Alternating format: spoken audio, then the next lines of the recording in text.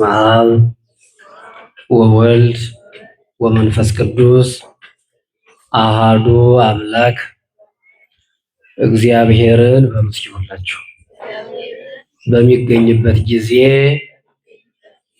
ፈልጉት። በጣም ረሃብተኛ ነው የምትመስሉ። እውነት ለመናገር ድምጻችሁን እዚህ ጋር ሆናችሁ ብትሰሙት እግዚአብሔርን በሚገኝበት ጊዜ ፈልጉት። ትንቢተ ኢሳይያስ ምዕራፍ 55 ቁጥር 6 የትምህርታችን መነሻ ነው። ክቡር አባታችን መላከ ምሕረት ቆሞስ አባ ፀሐይ የዚህ ታሪካዊ ቤተክርስቲያን ዋና አስተዳዳሪ የሁላችን አባት፣ ክቡር መምህራችን ላይከ ወንጌል ቤተ ማርያም ይትባረክ የዚሁ ቤተክርስቲያን የስብከተ ወንጌል ኃላፊ፣ ተወዳጁ ዘማሪያችን ዲያቆን ሙሉቀን፣ የተወደዳችሁ የእግዚአብሔር ቤተሰቦች ምዕመናንና ምዕመናት፣ ሕፃናት ጭምር በሥላሴ ፍጹም ሰላም እንደምን አደራችሁ? እንደምን ዋላችሁ? እንደምን አመሻችሁ? በቸርነቱ የጠበቀን በመግቦቱ ያልተለየን ከሞት ታናሽ ወንድም ከእንቅልፍ አንቅቶ በሰላም አሳድሮ ቀኑን በሰላም ስንመላለስ እንድንውል አድርጎ አሁን ደግሞ በሰላም ያዋለንን አምላክ እንድናመሰግን በምህረቱ ስፍራ ለሰላም ለምህረት በሰላሙ ስፍራ ለሰላም ያሰባሰበን የአባቶቻችን የቅዱሳን የእናቶቻችን የቅዱሳት አምላክ የእኛም አምላክ ቅዱስ እግዚአብሔር ለስም አጠራሩ ክብር ምስጋና ይግባው።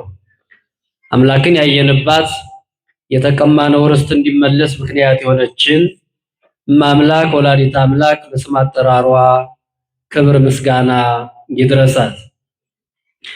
እንደ እግዚአብሔር መልካም ፈቃድ እኔ ቁሜ እናንተ ተቀምጣችሁ እንማራለን። ምስጢሩን ገልጦ የዓለምን ዝባዝንኬ ከማውራት ወጥተን እውነተኛውን የእግዚአብሔርን ቃል እኔም እንድናገር እናንተም ሲም ካርዱን አውጥታችሁ ቀፎውን ብቻ ከዚህ እንዳታስቀምጡ ነፍስና ስጋችሁን አዋህዳችሁ ከሐሳብ ርቃችሁ እግዚአብሔርን ብቻ እንድትሰሙ የአምላካችን በጎ ፈቃዱ ይሁንልን። እስኪ ሁላችሁ በሉ እንደገና እግዚአብሔርን በሚገኝበት ጊዜ ፈልጉት። ማንን ፍለጋን የመጣ ነው? የት ይገኛል ብለን እሺ የት እንደሚገኝ መቼ እንደሚገኝ እንመጣበታለን።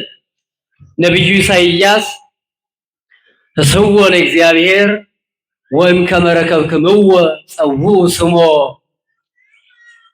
እግዚአብሔርን በሚገኝበት ጊዜ ፈልጉት፣ ስሙንም ከልባችሁ ጥሩት ይላል። የትምህርታችን መሰረታዊ መልእክት ወይም ሐሳብ እግዚአብሔርን እንዴት መፈለግ እንዳለብን፣ መቼ መፈለግ እንዳለብን፣ ለምን መፈለግ እንዳለብን ሶስት ቁም ነገሮችን እንማራለን። እግዚአብሔር አምላካችን ምስጢሩን ገልጦ እንዲያስተምረን በጎ ፈቃዱ ይሁንልን። እንግዲህ ነብዩ እግዚአብሔርን በሚገኝበት ጊዜ ፈልጉት ይላል። አስተውሉ። እግዚአብሔር የማይገኝበት ጊዜ ኑሮ አያውቅም። እግዚአብሔር የማይገኝበት ቦታ የለም፣ የማይገኝበት ጊዜም የለም፣ ያልተገኘበት ጊዜም የለም። ግን ነብዩ እግዚአብሔር በሚገኝበት ጊዜ ፈልጉት አለ። መቼ ነው የሚገኘው? የማይገኝበት ጊዜ አለ ወይ? ለምንድን ነው እንደዚህ ያለ የሚሉ ነገሮችን በሚገባ ማስተዋል ያስፈልጋል። ነብዩ እግዚአብሔር ቅዱስ ኢሳይያስ እግዚአብሔር እስራኤልን ለመታደግ እስራኤልን ምሕረቱን ቸርነቱን እንዳደረገላቸው በመምህራን በኩል በነቢያት በኩል ይገልጽ ስለነበረ የእግዚአብሔር ቸርነት የእግዚአብሔር ምሕረት ለሕዝቡ ከሚደርስባቸው የምሕረት መሳሪያዎች መካከል አንዱ ነብዩ ኢሳይያስ ነበር እና ነብዩ ስለ እግዚአብሔር ምንነት፣ ስለ ምሕረቱ፣ ስለ ቸርነቱ እግዚአብሔር የሚገኝበትን ጊዜ የማይገኝበትን ጊዜ በሚገባ ጠንቅቆ ያውቃል። እግዚአብሔር በባህሪው የማይገኝበት ጊዜ የለም፣ ግን ከኛ ጋር የማይገኝበት ጊዜ አለ። ምን ስናደርግ እንደሆነ ራሱ ነብዩ ይነግረናል። ታስታውሳላችሁ በትንቢተ ኢሳይያስ ምዕራፍ 6 ላይ በአንድ ወቅት ነብዩ ኢሳይያስ ኦዚያን የተባለው ንጉስ ወይም መሪ በነበረበት ጊዜ አላስፈላጊ ስራ ሲሰራ ያልተፈቀደለትን ነገር ሲያደርግ ነብዩ ኢሳይያስ መምህር ሆኖ ተሹሞ እንዲገስጽ እንዲመክር የጠመመውን እንዲያቀና ሰውን ከክፋት ወደ በጎነት እንዲመልስ እግዚአብሔር ሹሞት ነበረ። ነገር ግን የሰራዊቱን ብዛት የስልጣኑን መበጀት ተመልክቶ ፈርቶ ብናገር እግዚአብሔር ይህን አይወድም ብዬ ባስተምር ከፍ ብሎ አንገቴን ዝቅ ብሎ ባኬን ይቀጣኛል ብሎ ነብዩ ንጉሱን ፈርቶ ዝም አለ። የሰማችሁኝ ነው። ያን ጊዜ እግዚአብሔር አብሮት የነበረው ነቢይ እግዚአብሔር ተለየው። ማን ተለየው? ማን ተለየው? ለስጋው ሲያደላ በስጋ ሲፈራ ምድራዊውን ነገር ወዶ ሰማያዊውን ረስቶ በነበረበት ጊዜ እግዚአብሔር ተለየው። እግዚአብሔር የማይገኝበት ጊዜ መቼ ነው ካላችሁ ራሱ ነብዩ መልሱ ሰጥቷል። ከእግዚአብሔር የተለየባቸው 3 ዓመት ሙሉ ነብዩ በለምጽ ተመቶ ከእግዚአብሔር ተለይቶ እግዚአብሔርን ያህል ጌታ ከሱ እቅፍ ወጥቶ በለምጽ ተመቶ ቤት ዘግቶ ይውል ነበረ። እነዚያ 3 ዓመታት የነብዩ የጸጸት ዓመታት ናቸው። ለምን? እግዚአብሔርን አጥቶ ስለኖረ። ማንን አጥቶ? አሁን እግዚአብሔር ነው ከሱ የተለየው ወይስ እሱ ነው ከእግዚአብሔር የተለየው? ማን ነው የተለየው? አሁን ነብዩ እግዚአብሔርን በሚገኝበት ጊዜ ምን በሉ ፈልጉታል። የማይገኝበትን ጊዜ ራሱ ገለጠ። ከኔ ህይወት እግዚአብሔር ማይገኝ፣ ካንተ ህይወት እግዚአብሔር ማይገኝ፣ ካንቺ ህይወት እግዚአብሔር ማይገኝበት ጊዜ አለ። መቼ? እግዚአብሔርን ነቅለን ዲያብሎስን ተክለን ስንኖር እግዚአብሔር ማይኖርበት ጊዜ አለ። ማይኖርበት ጊዜ ማለት እሱ በባህሪው ሁሌ አለ፣ ግን ከኛ ቤቱን ለሌላ ሰው አንድ ምሳሌ ላንሳ። ቤት ባለቤቱ አንድ ሰው ትልቅ ቤት ሰርቶ ያን ቤቱን ካከራየው ሰውየው ከዚያ ቤት መኖር ይችላል? ባለቤቱ ይኖራል? ምን ብሎታል? አከራይቶታል። አከራይቶት ውሉ እስኪፈጸም ድረስ ተከራይ በዚያ ቤት የመኖር ምን አለ? መብት አለ። ተመልከቱ፣ እኛ የእግዚአብሔር ቤቶች ነን። ነብዩ የእግዚአብሔር ቤት ነው፣ የእግዚአብሔር ማደሪያ ነው። ግን አስወጣው። እግዚአብሔር ወጣ ከሱ ልብ። በማን ምክንያት? ለንጉሱ አድልቶ ንጉሱን በመፍራቱ ሕገ እግዚአብሔር ሲጣስ ዝም በማለቱ ምክንያት እግዚአብሔር ከሱ ተለየ። አሁን ቤት ሰርቶ ሰው አከራይቶ እንደሚኖረው ሁሉ ያ የኃጢአት ውል የክፋት ውል ከሰይጣን ጋራ ቃል የገባ ነው ወይም የሰራ ነው ኃጢአት እስኪያበቃ በአንድም በሌላ መንገድ እግዚአብሔር አባቴ መንግስተ ሰማያት ርስቴ ብለን በንስሐ እስክንመለስ እግዚአብሔር ራቅ ብሎ ይጠብቀናል። ፈጽሞ ግን አይለየንም። የሌለበት ጊዜ እኛ በእግዚአብሔር የሌለንበት ጊዜ የለም። እግዚአብሔር በእኛ ህይወት ውስጥ ግን የሌለበት ጊዜ ብዙ ነው። ስለዚህ ያችን 3 ዓመት አስታውሶ እግዚአብሔር በሚገኝበት ጊዜ ፈልጉት አለ። እግዚአብሔር የሌለበት ጊዜ መቼ ነው ካለኝ አለ ሊቁ ሲተረጉም ምን ይላል? እግዚአብሔር የማይገኝበት ጊዜ ፈጽሞ የለም አለ። አለ እንደ ምዕመናን አለ። ክብር ይግባውና መድኃኒዓለም የሌለበት ጊዜ አለ? የለም። በዚህ ጊዜ ነበር፣ በዚህ ጊዜ አለ፣ በዚህ ጊዜ የለም ተብሎ አይነገርለትም። እግዚአብሔር ለምን? ራሱ ኗሪነቱ ከዚህ ዘመን ጀምሮ ተብሎ የሚነገርለት አይደለም። እግዚአብሔር አስገኝ የለውም። ፍጥረታትን ያስገኛል እንጂ ራሱ አስገኝ የለውም እግዚአብሔር። ምክንያቱም ራሱ ግኝት ነው። እና 3 ዓመት ተለይቶት ስለኖረ እግዚአብሔርን በሚገኝበት ጊዜ ፈልጉት አለ። ታስታውሳላችሁ? ከዛ በኋላ ነብዩ 3 ዓመት ሙሉ ተጸጸተ፣ አለቀሰ፣ ወደ እግዚአብሔር አመለከተ። እግዚአብሔርን ያህል ጌታ ጥቼ ኖርሁኝ ብሎ ማቅ ለብሶ ቢያነስንሶ ለምጹን እያስታወሰ ለጊዜው ፊት ላይ ሰውነት ላይ የሚታይ ለምጽ ነው፣ ግን ደግሞ ልቡ በኃጢአት ለምጽ ተመቷል። እግዚአብሔር ተቀይሞታል፣ እግዚአብሔር ተለይቶታል። ስለዚህ ያን ምርር ብሎ አለቀሰ። ሲያለቅስ እግዚአብሔር ሰማው። ማን ሰማው? ማን ሰማው? አያችሁ፣ እግዚአብሔር የሚገኝበት ጊዜ አንዱ መንገዱ ማልቀስ ነው ማለት ነው። ምርር ብሎ አለቀሰ፣ ወደ እግዚአብሔር አመለከተ። እግዚአብሔር ሆይ እያለ ቤቱን ዘግቶ 3 ዓመት ሙሉ ወደ እግዚአብሔር ይጸልይ ነበር። በኋላ ግን እግዚአብሔር ምን አለው? መጣና እስራኤል በደሉ አለው። ኢሳይያስ እንደው እስራኤል በደሉ እንደው መምህር አድርጌ ማን ልላክላቸው ይሆን ብሎ እግዚአብሔር ጠየቀው። ምዕመናን ስንመለስ እግዚአብሔር በቀጥታ ያነጋግረናል። ማን ልላክ አለ። ጌታዬ መጣህን አለ። ተመልሰ መጣ ወደኔ። አንተን ከልቤ ነቅዬ ምድራዊ ነገር ተክዬ ስኖር ፈልገህ የመጣ እኔ ነበርሁ። እኔ ማስተማር የእስራኤልን ጠባይ ማውቅባቸው ነበረ። ግን ምን ዋጋ አለው? እስራኤል ለምጽ አይወዱም፣ እኔም በለምጽ ተመትቻለሁ እንደምታየኝ።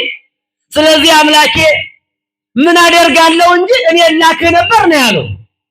አሁን እግዚአብሔር የሚገኝበትን ጊዜ ያውቆታል ማለት ነው። አያችሁ፣ ያን ጊዜ መጸጸቱን እግዚአብሔርን መፈለጉን ምንም እንኳን ቸርነቱ ቢሆንም ቅሉ መፈለጉን አውቆ ከሱራፌል አንዱን ሱራፊ መልአኩን ልኮ ከንፈሩን በእሳት ዱጠት እንዲያስነካው እንዲነካው አድርጎ ፈወሰው ይላል። ክብር ምስጋና ለአምላካችን ይሁንልን።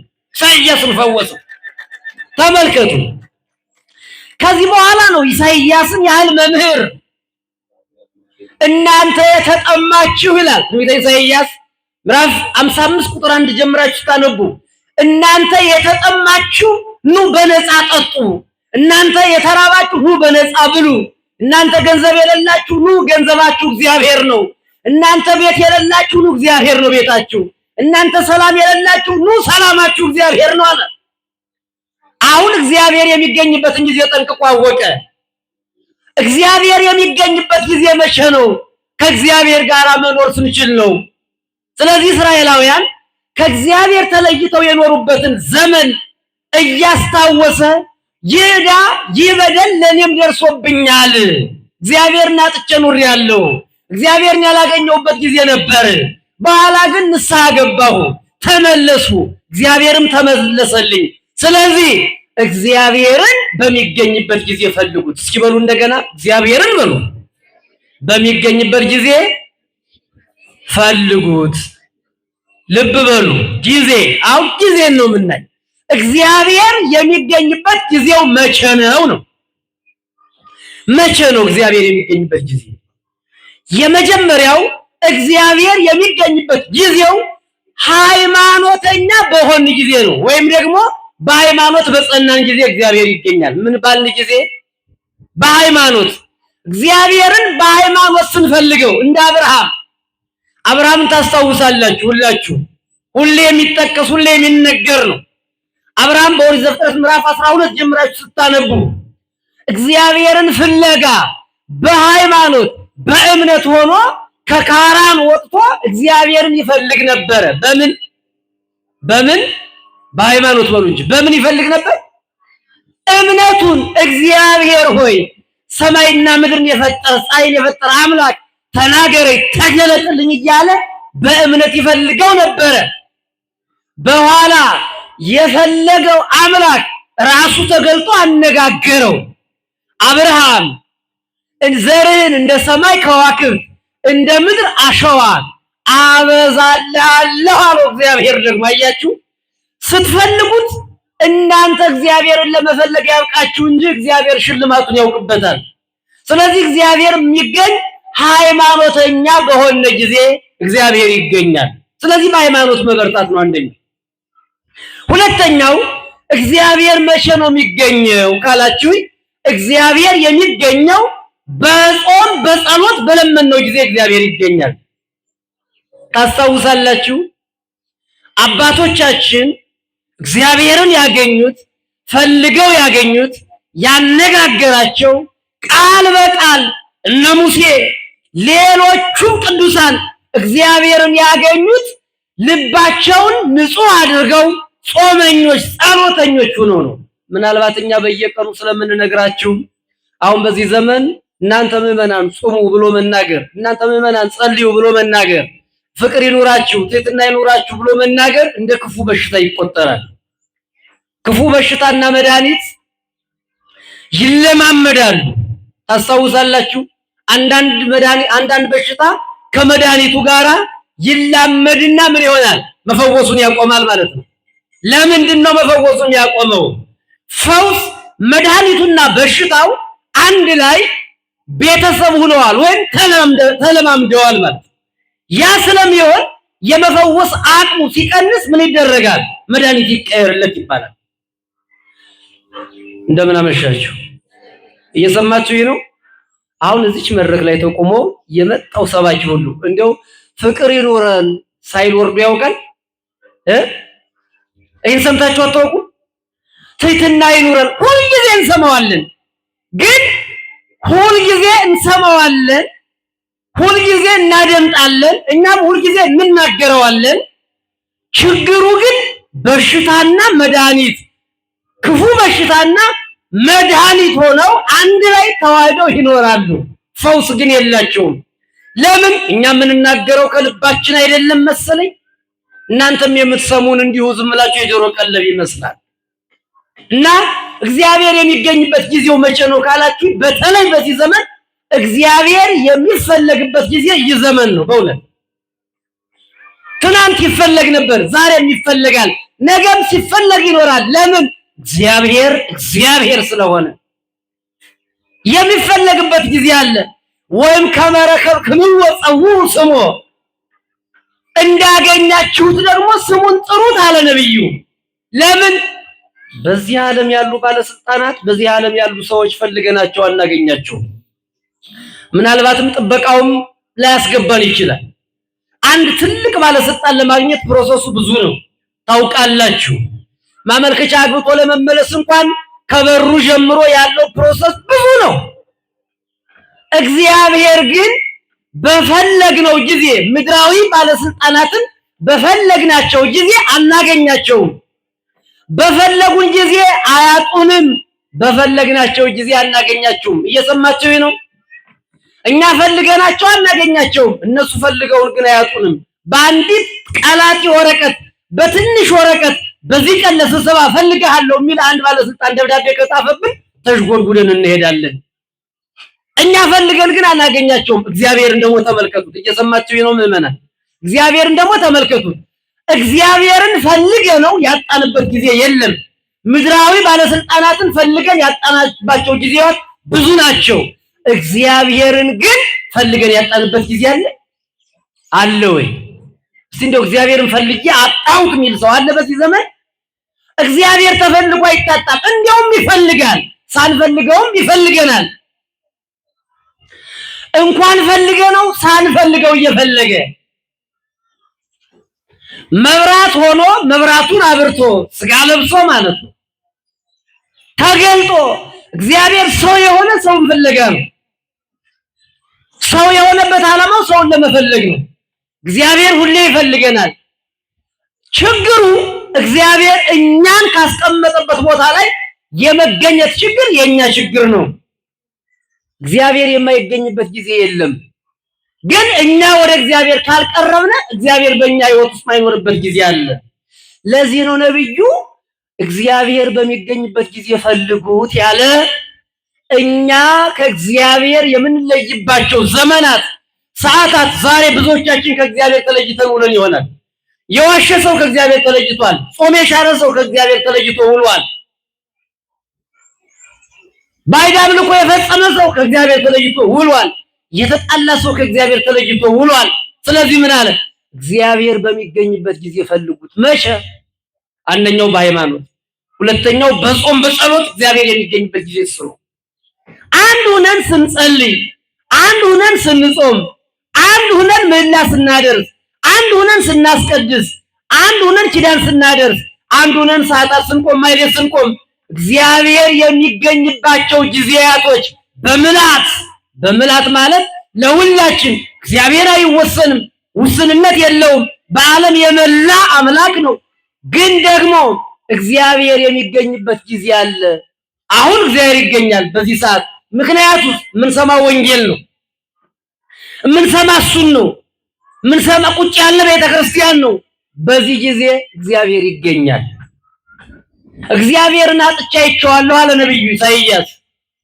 አዎ 3 ዓመት አጥቼዋለሁ። እግዚአብሔርን አጥተን የኖርንበት ዘመን የከሰርንበት ዘመን ነው ወዳጆች። በእውነት ከእግዚአብሔር ተለይተን የኖርንበት ዘመን፣ በልተን ያልጠገብንበት፣ ጠጥተን ያልረካንበት፣ ለብሰን የማያምርብን፣ ንግግራችን በሰው ዘንድ እንዳይጣፍጥ ሆኖ የኖረ ምንድነው ከተባለ ከእግዚአብሔር ስንለይ ነው። እርግጠኛ ነኝ እናንተ እግዚአብሔርን ያዙ፣ የበላችሁት በሰውነታችሁ ይዋሃዳል፣ የጠጣችሁት ያረካል፣ የለበሳችሁት ይሞቃል ያደምቃል፣ የተናገራችሁት በሰው ዘንድ ይጣፍጣል፣ ለሰው ጆሮ የሚስማማ ይሆናል። ማን ሲኖርበት? እግዚአብሔር። በሄዳችሁበት ቦታ ሁሉ ሃይማኖተኛ ስትሆኑ፣ ምግባር ሲኖራችሁ፣ ጸሎተኞች ስትሆኑ እግዚአብሔር ይቀድማል። ግን ማይገኝበት ጊዜ መቼ ነው ካላችሁ፣ ሲጠቀለል ኃጢአት በሰራን ጊዜ እግዚአብሔር ከኛ ጋር አይገኝም። ልብ በሉ። አባ መቃርስ የተባሉ አባት በአንድ ወቅት እንዲህ አሉ። መነኮሳቱ ተሰባሰቡና ቀረብ ብለው አባታችን አሉ፣ እንደው አንተ ንጹህ ነህ፣ እግዚአብሔርም ንጹህ ነው፣ እግዚአብሔር ንጹህ ባህሪ እንደሆነ አውቃል፣ ታስተምረናለህ፣ እኛንም ሰምተናል። ግን እንደው እስካሁን ድረስ ኃጢአት ስትሰራ እናይህን፣ ለምንድን ነው ኃጢአት ማትሰራ ብለው ጠየቁት። እየሰማችሁ ነው? ምን ማታደርግ መናገር ብርቅ ነው እንደዚህ አካባቢ። ምን ማታደርግ? አሁን ሌላ ጥያቄ በጠይቃችሁ ቁጣሽ ጎለጉሉታላችሁ። ይኸውላችሁ አውግስጢኖስ እንደሚለው እግዚአብሔርን ማስደሰት ከፈለግ፣ ሰይጣንን ማናደድ ከፈለግ የእግዚአብሔርን ስሙን ሳታቋርጥ ጥራ ይላል። የክርስትና ሕይወት ሰይጣንን የማናደድ ሕይወት ነው። እግዚአብሔርን የማስደሰት ሕይወት ነው። ማንን የማናደድ? ዛሬ ስትጾሙ ማን ደስ ይለዋል? ቶሎ ንገሩኝ። ማን ደስ ይለዋል? ማን ይናደዳል? ስንሰግድ ማን ደስ ይለዋል? ማን ይናደዳል? ቤተክርስቲያን ስትመጡ ማን ደስ ይለዋል? ማን ይናደዳል? ስትቆርቡ ማን ደስ ይለዋል? ማን ይናደዳል? ስለዚህ ሕይወታችን ሰይጣንን የማናደድ እግዚአብሔርን የማስደሰት ሕይወት ነው ማለት ነው። እና ሰይጣንን ማናደድ ከፈለግ ሳታቋርጥ ሁልጊዜ የእግዚአብሔርን ስሙን ጥራው አለ። እና አባ መቃርስ እንዲያው ኃጢአት ማትሰራ ለምንድን ነው ብለው ጠየቁት። አሁን እናንተን እንዲያው እህቴ አንቺ ንጹህ ነሽ፣ እንዲያው ኃጢአት ለምንድን ነው ግን ማትሰሪ ብትባይ፣ ወይም ወንድሜ እንዲያ ብትባል፣ ወይም እኔ እንዲያ ብባል መልሳችንን አስቡት። ኃጢአታችን ሁሉ እያወቅ ነው ኧረ እግዚአብሔር ይቀስፈኛል ብዬ ነው እንጂ እኔ እንዲያውም እኮ እንዲህ አይነት ነገር አልወድም አይደለም እንዴ? እንዲያው ጾም ስትሽር አይቼ አላውቅም፣ እንዲያው ግን ምን ያህል ብትጠነቀቅ ነው ብትባል፣ እንዴ የወሰዱት ኮርስ ቀላል መሰለህ እንዴ እንላለን አይደል? ከንቱ ውዳሴ እንጀምርበታል። አባ መቃርስ ምን እንዳለ ታውቃላችሁ? ልጆች አለ ኃጢአት መስራትማ እፈልግ ነበር አለ፣ ግን ኃጢአት ለመስራት አንድ ነገር ያስፈልገኛል አለ። በደንብ አስተውል። አሁን መጀመሪያ ጥያቄ ልጠይቃችሁ። እግዚአብሔር የሚኖርበትን ቦታ ታውቁታላችሁ? የት ነው የሚኖር እግዚአብሔር? በሰማይ እግዚአብሔር አለ የለም? እሺ በምድርስ? በጨለማስ? በብርሃንስ? እሺ አሁን መጠጥ የሚጠጣ ሰካራሙ ወጣት እናንተን አይደለም እንደዚያ ሰው የሚጠጣ ወጣት አሁን ከዛ ከሰካራሙ ቤት ጠጥቶ ከሚሰክርበት ቤት እግዚአብሔር አለ የለም? ንገሩ። ያለ የለም? አለ። ምን ሊያደርግ ይገባል? አለ የለም? አለ። በትክክል መልሱ ልክ ናቸው። ምክንያቱም እግዚአብሔር የሌለበት የለም። አሁን ምን አለ አባ መቃርስ? ልጆች እግዚአብሔር ኃጢአትማ ብሰራ አዎ እናንተ እንዳላችሁት በስጋዬ ይቀስፈኛል በነፍሴ ይፈርድብኛል ብዬ እፈራዋለሁ። ግን ደግሞ ሰው ነኝና ኃጢአት መስራት እፈልጋለሁ። ግን ኃጢአት እንድሰራ አንድ ነገር አመልክቶኛል። እግዚአብሔር የሌለበት ቦታ አሳዩኝና ኃጢአት ልስራ። ምን አለ? ማን የሌለበት? እግዚአብሔር የሌለበት ቦታ አጥቼ ነው አላያችሁ? በዚህ ብቻ አላበቃም። እግዚአብሔር የሌለበት ጊዜ ደግሞ ካለ አሳዩኝ፣ ያችን ሰዓት መርጬ ኃጢአት ልስራ አለ አባ መቃርስ። አሁን እኛ ጨለማውን ተገን አድርገን ኃጢአት እንሰራለን። እግዚአብሔር የለም በዚያ ሰዓት። ግን አባ መቃርስ እግዚአብሔር የሌለበት የለም ማለት ከተማ ሂጄ እንዳልሰራ ከተማ እግዚአብሔር አለ። ገጠር ሂጄ እንዳልሰራ ገጠር አለ። በጨለማ እንዳልሰራው በጨለማው እግዚአብሔር አለ። እንዲሁም ቀን እንዳልሰራው እግዚአብሔር አለ። እግዚአብሔር የሌለበት ጊዜና ቦታ አሳዩኝና ኃጢአት ልስራ። ስለዚህ ኃጢአት ማልሰራ ሰው ስላልሆኑ ሳይሆን የተለየ ቅድስና ስላለኝ ሳይሆን አለ እግዚአብሔር የሌለበት ቦታ ትችለው አለ። ይገርማል። በጣም ነው የሚደንቀኝ ሁልጊዜ እግዚአብሔር የሌለበት ቦታ ለኃጢአት የሚመች ቦታ አጥቼ ነው። ለኃጢአት የሚመች ጊዜ አጥቼ ነው አለ። ምን ሰዓት? በየትኛው ሰዓት መርጬ? በዚህ ሰዓት እግዚአብሔር የለም አይባል አለ። ነብዩ ግን ምን አለ? እግዚአብሔር በሚገኝበት ጊዜ ፈልጉት አለ።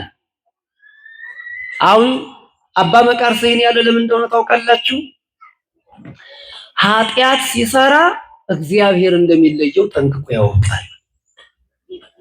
በዚያ ላይ ደግሞ ቅዱሳን አባቶቻችን የዚህን ዓለም ኃጢአት እንደዚህ እኛ ቆሻሻ ስናይ እንዳይነካን ረግጠ ነው ሳይሆን ተራምደ ነው እንድናልፍ እንዲሁ ንቀውት ያለምን ምናምንቴ ንቀውት ነው የሚያልፉት።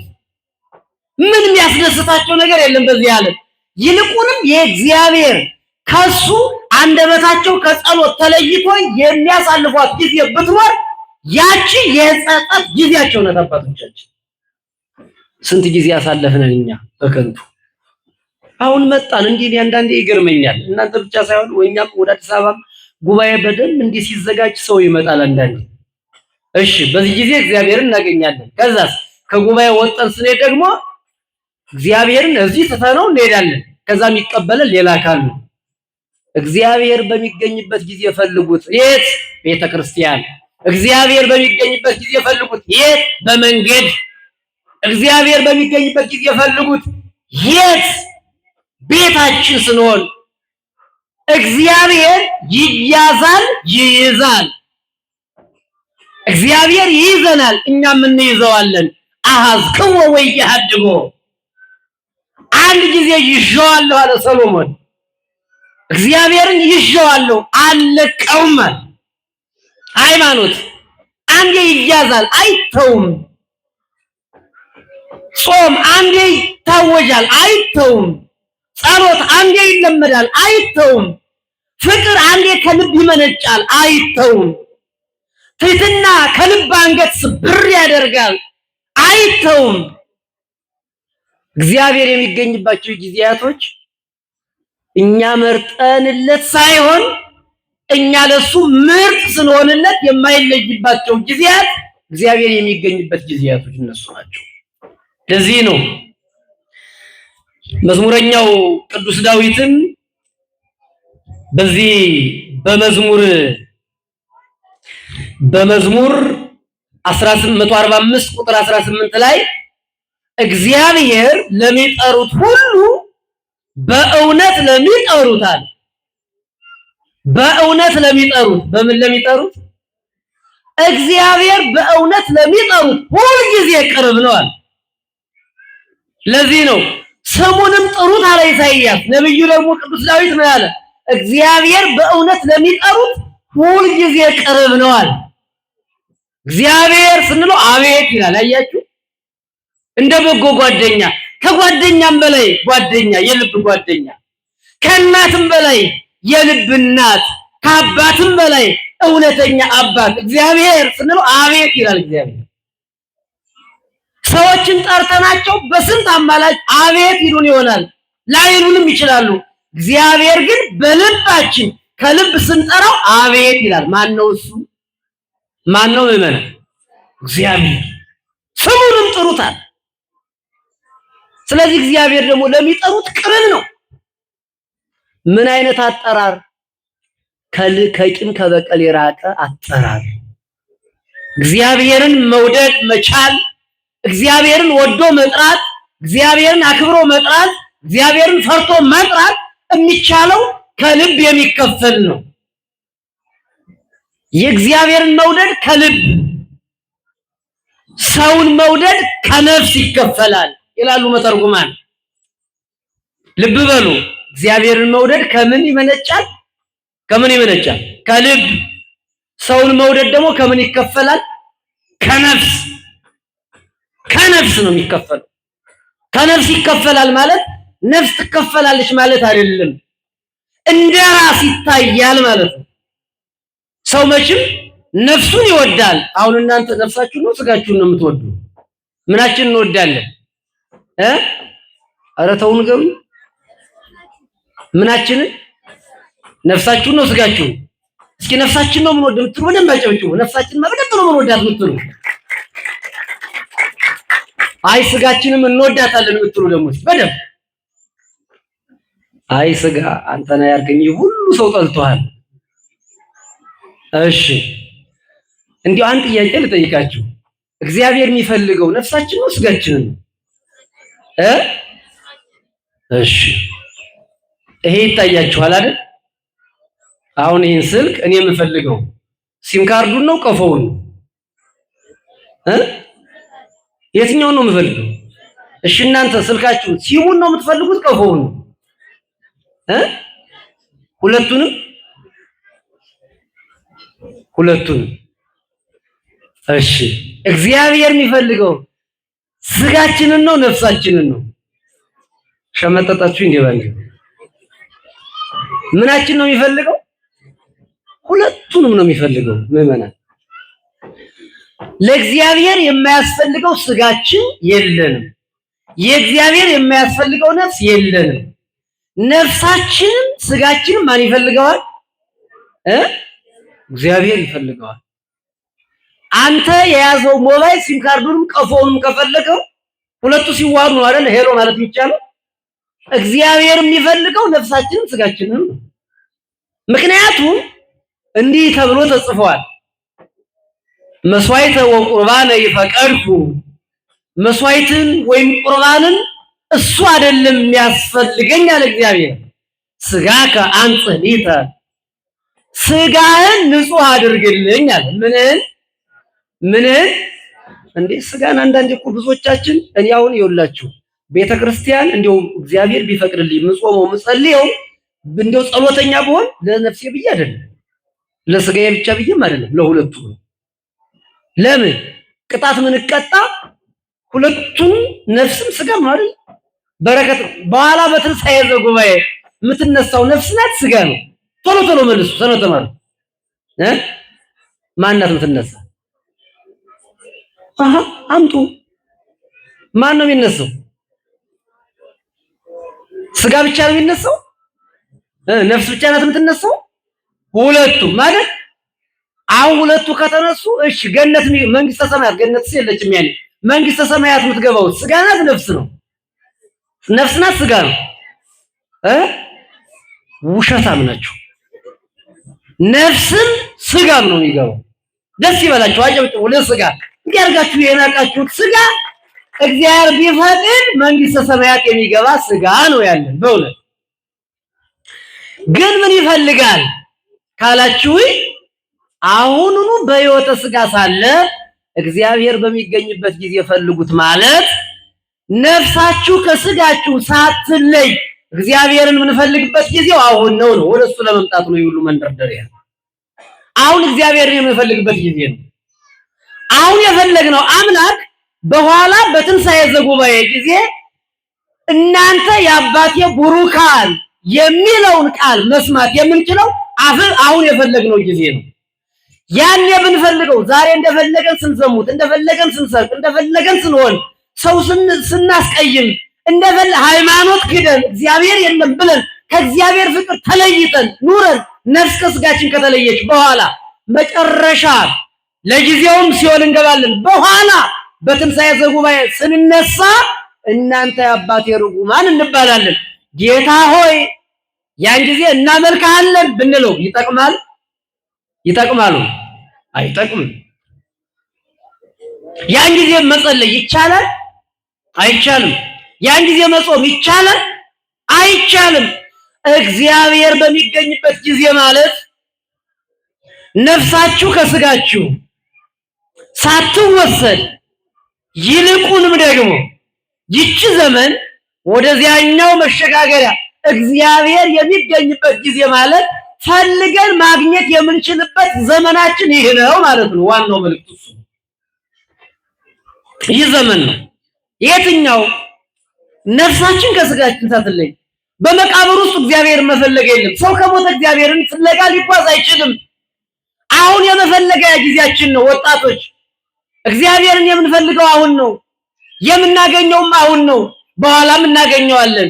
አሁን የመፈለጊያ ነው። በቃ መፈለጊያ መፈለግ በጾም መፈለግ፣ በጸሎት መፈለግ፣ በትህትና መፈለግ፣ በአምልኮት መፈለግ፣ በማይቤቱ መፈለግ፣ በወንጌሉ መፈለግ፣ በንስሐ መፈለግ። እግዚአብሔርን የምንፈልግበት ጊዜ አሁን ነው። አዎ ለምን መጣን? እግዚአብሔርን ፍለጋ። መቼ እናገኘው? ዛሬ ያገኘነውስ መቼ ይቀጥላል? በዚያም እናገኘዋለን። ዛሬ የፈለግነው ፍለጋ በኋላ ምን ይሰጠናል? ዋጋ። ዛሬ ያጣነው እግዚአብሔር፣ ዛሬ ከእግዚአብሔር ከተለየ በኋላ ተለይተን እንኖራለን። የወንጌል ዓላማው እሱ ነው። እግዚአብሔርን ሁልጊዜም ፍለጋ። ኦርቶዶክሳውያን ሁልጊዜ የፍለጋ ኑሮ ነው የምንኖረው።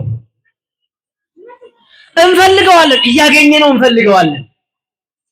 አንድ ነጋዴ ይነግድና ያተርፋል። ያን ያተረፈውን ገንዘብ እንደገና ሌላ ዕቃ ይገዛበትና የተሻለ ደግሞ አገኝበታለሁ ብሎ ከቅድም ይነግዳል። አያቋርጥም። ምን ለማድረግ? ለማግኘት። ዛሬ እግዚአብሔርን ፈልገን የምናገኝበት።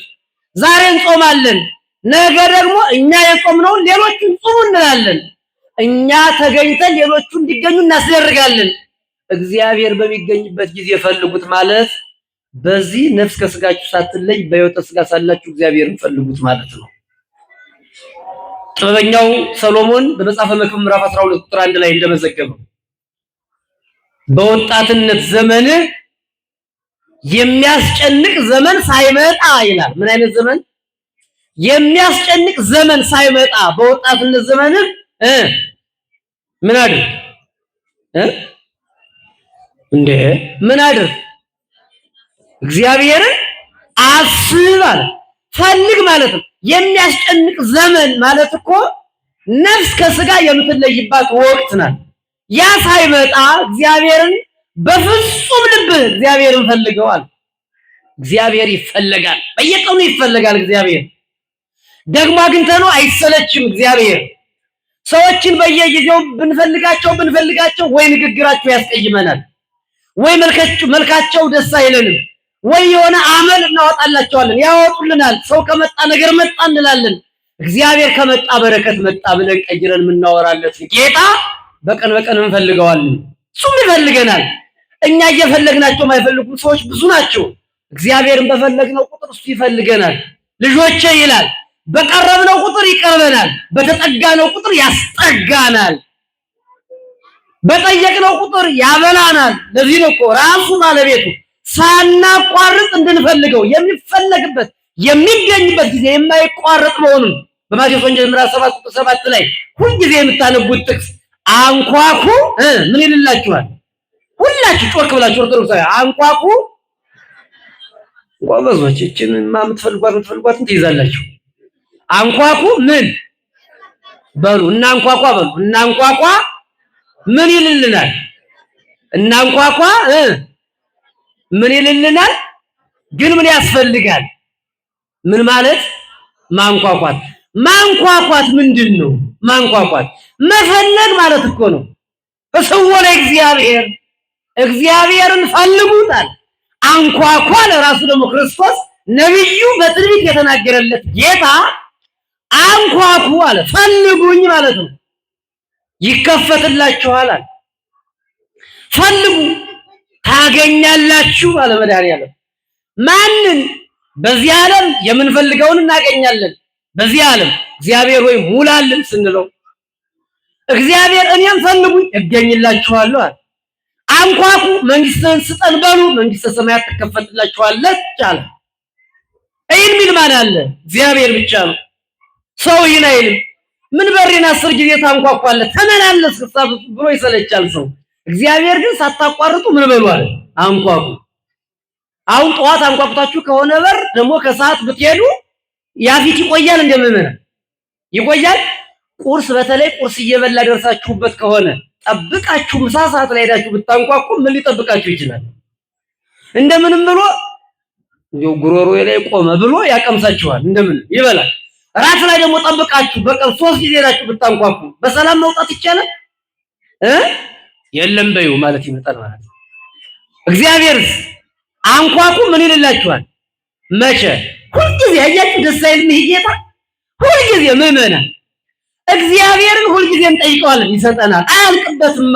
ባይዘይልቀው የማያበድሩት ባለጸጋ ሰዎች ሰጠውን ያልቃል፣ የእግዚአብሔር ይዘልቃል፣ አይቋረጥም፣ አይነጥፍም። ባህሪው አይደለም ማጣት፣ ባህሪው አይደለም። ይልቁንም እኛ ስናጣ ስንጠፋ ሁሉ ፈልጎ የሚያገኘን አምላክ እሱን ምን በሉት አለ? ፈልጉት አለ። መቼ? በሚገኝበት ጊዜ። ጊዜው መቼ ነው? በሕይወተ ሥጋ ሳለን አሁን እንደዚሁ አሁን እግዚአብሔርን የመፈለጋ ጊዜያችን ነው ምዕመናን። ይህ እድሜያችን እግዚአብሔርን የምንፈልግበት ጊዜ ነው። ይህ እድሜያችን ቤተክርስቲያን የምንመጣበት ጊዜ ነው። ይህ እድሜያችን ከካህናት ጋር የምንገናኝበት ጊዜ ነው። ይህ እድሜያችን እግዚአብሔር ይፍታ የምንባልበት ጊዜ ነው።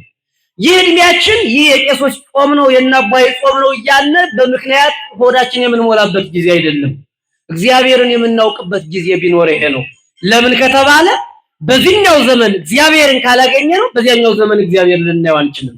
ነገ ጀምሮ ዘመነ ክረምት ይነገራል። መምህራኑ ያስተምሯቸዋል። ከክቡር መልአከ ምሕረት ጀምሮ ያሉት አይናማ መምህራን አሉ። እንግዲህ ክረምት ሲመጣ ክረምት ዘር መዝሪያ ነው እንደምታስታውሱት። ላዩ ውሃ ታቹ ውሃ የሚሆንበት ጊዜ ነው። አዎ አሁን ይወቅ ክረምት በዚህ ዓለም ይመሰላል ምዕመናን። በዚህ ዓለም እግዚአብሔርን የምንፈልግበት ጊዜ ነው።